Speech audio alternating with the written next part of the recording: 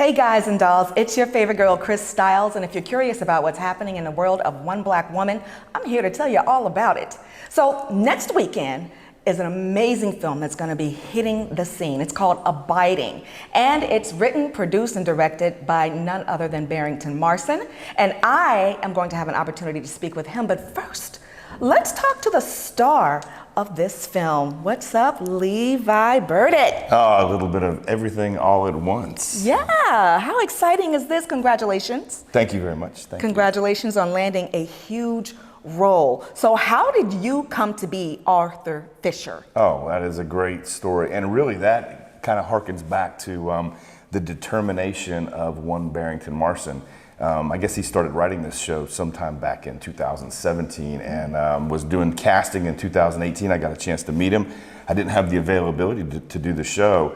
And he ended up actually casting the show, running into some location problems. Came back to me late in 2018 and asked if I was still interested. And man, I almost jumped through the phone saying, yes, of course. I loved the script. I loved his creativity and kind of his take on the gangster lifestyle. So I said, of course, and the rest is history. We started filming early in the spring of 2019 and knocked this out. And his determination and grit and perseverance just pushed through every obstacle. He was bound and determined to make this film come into fruition.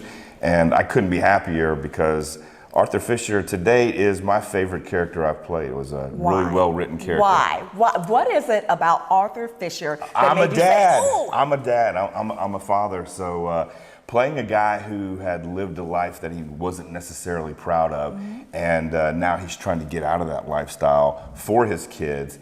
And because of the bad decisions he'd made in his life, now it was his kids who are threatened.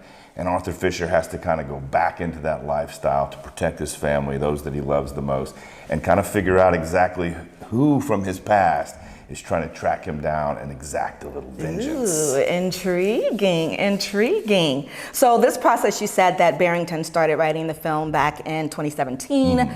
You all did your shooting in 2019? Okay, and then here we are in 2022 and the screening is happening, and how are you feeling right now? August 13th? Oh, I couldn't be more excited. You know, when you do an independent project like this, a lot of times they just get shelved.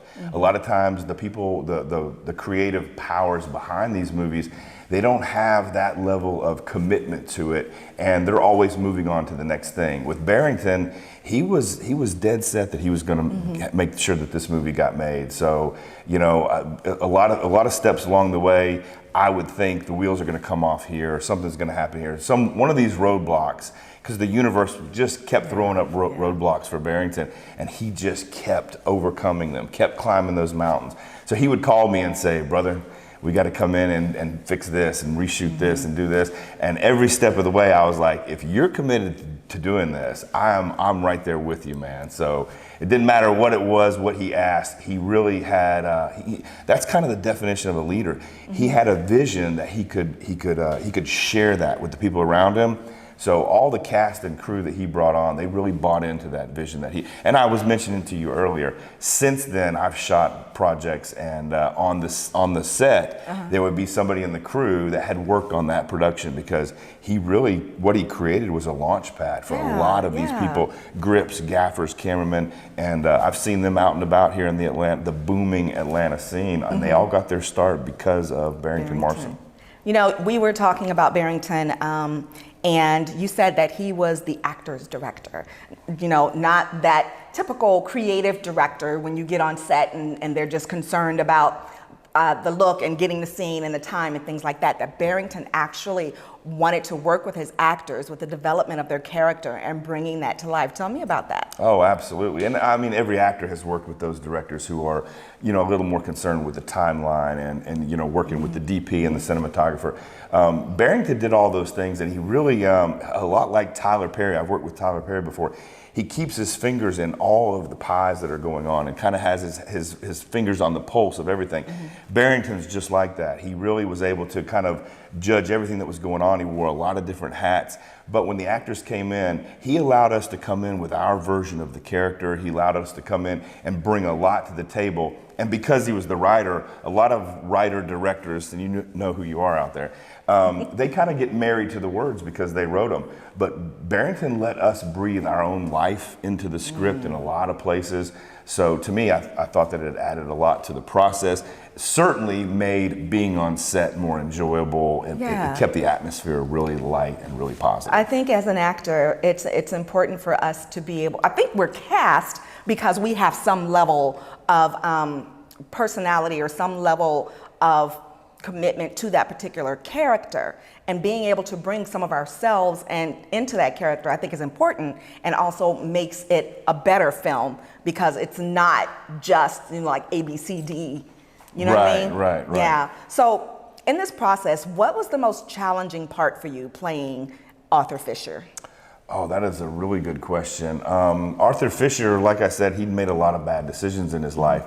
I think that some of the difficulties are in facing your own demons, you know, facing your own bad decisions, because that is the part of the character that's written that you have to find in your own life and identify in your own life to tie in to make that character real. What did you identify in your life? Oh, I can't get into all the bad decisions I've made, but I have certainly made them. Arthur Fisher, he had dealt with tragedy in his life because of his bad decisions, and I feel like everybody has a little bit of that themselves, tragedy that you either was of your own making, or that you kind of feel what you could have done something about. So, you know, I mean, I've definitely gone through those, and I dug deep, and that was a difficult process. Well, after watching the trailer, I'm just like, I'm totally sold. I can't wait to see the film. I'm kind of sad that Barrington didn't let me watch it first, but you know, hey, you know, I watch it with the rest of you, and I'm telling you that you are in for an amazing treat. Mr. Levi Burdick, who is no stranger to acting, no stranger to the set, no stranger to just bringing characters to life. Thanks so much for taking time to talk with me. And thank you for having me, Miss Khrys Styles. Welcome to the ATL. Thank you.